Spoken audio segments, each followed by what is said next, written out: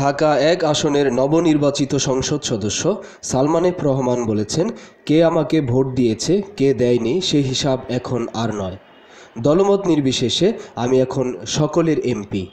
তিনি মঙ্গলবার বিকেলে দোহার উপজেলার জয়পাড়া বড় মাঠে গণসংবর্ধনা অনুষ্ঠানে প্রধান অতিথির বক্তব্যে এ কথা বলেন। দোহার উপজেলা আওয়ামী লীগ ও সহযোগী সংগঠন নবনির্বাচিত সংসদ সদস্য সালমান এফ রহমানকে সংবর্ধনা জানাতে এ অনুষ্ঠানের আয়োজন করে।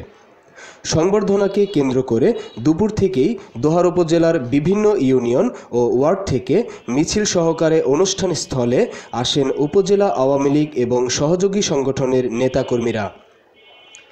নেতাকর্মীদের আগমনে অনুষ্ঠানস্থলের চারপাশ কানায় কানায় ভরে ওঠে। অনুষ্ঠানের শুরুতে দোহার উপজেলা আওয়ামী লীগ ও সহযোগী সংগঠনগুলোর পক্ষ থেকে প্রধান অতিথি সালমান এফ রহমানকে সম্মাননা স্মারক প্রদান করা হয়। অনুষ্ঠানে বাড়তি মাত্রা যোগ করে ক্রিকেটার সাকিব আল হাসান ও রুবেল হোসেনের উপস্থিতি।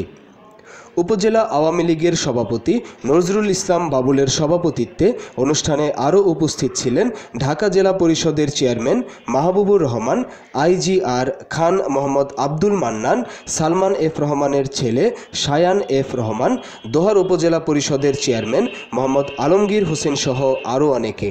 অনুষ্ঠান সঞ্চালনা করেন দোহার উপজেলা আওয়ামী লীগের সাধারণ সম্পাদক আলী হাসান খোকন শিকদার। প্রধান অতিথির বক্তব্যে সালমান এফ রহমান বলেন, মাদক, সন্ত্রাস এবং চাঁদাবাজির ক্ষেত্রে জিরো টলারেন্স থাকবে।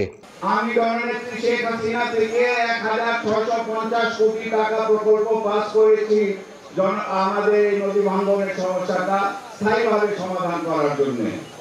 এই প্রকল্পটা পাস হয়ে গেছে, এখন আমাদের কাজ হলো এটাকে বাস্তবায়ন করা।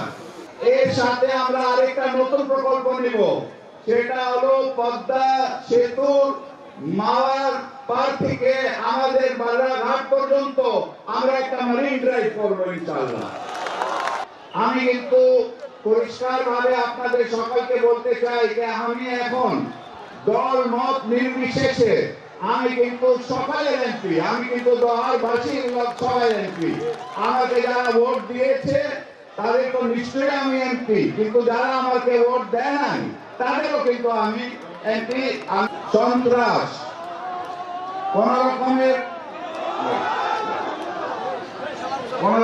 সন্ত্রাস, কোন রকমের আমি মাদক এবং আপনার দুর্নীতি, চাঁদাবাজি আমি কিন্তু প্রশ্রয় দিব না, আমি কিন্তু এটা সহ্য করব না। আমি কিন্তু প্রশাসনকে বলে দিয়েছি যে আমার দলেরও যদি কেউ এই ধরনের কাজের মধ্যে থাকে তাদেরকে যেন ছাড়া হবে না। আমি চাই যে আমাদের দোহারে প্রত্যেকটি নাগরিক যেন সুন্দরভাবে ভালোভাবে থাকতে পারে, যাদের কোন রকমের কারোর কোনো অসুবিধা যেন না হয়। এবং আমি আপনাদেরকে একটি কথা দিয়েছিলাম যে আপনারা আমার সাথে যদি যোগাযোগ করতে চান, আপনারা আমার সাথে সরাসরি যোগাযোগ করতে পারবেন, কারোর মাধ্যমে আপনাদেরকে আসতে হবে না। আমি সেই কথাটা আবার আপনাদেরকে কথা দিচ্ছি, আপনাদের কোনো সময় কোনো সমস্যা হইলে আপনি আমার সাথে সরাসরি যোগাযোগ করবেন। মহামান্য রাষ্ট্রপতি আমাকে জননেত্রী শেখ হাসিনায় বেসরকারি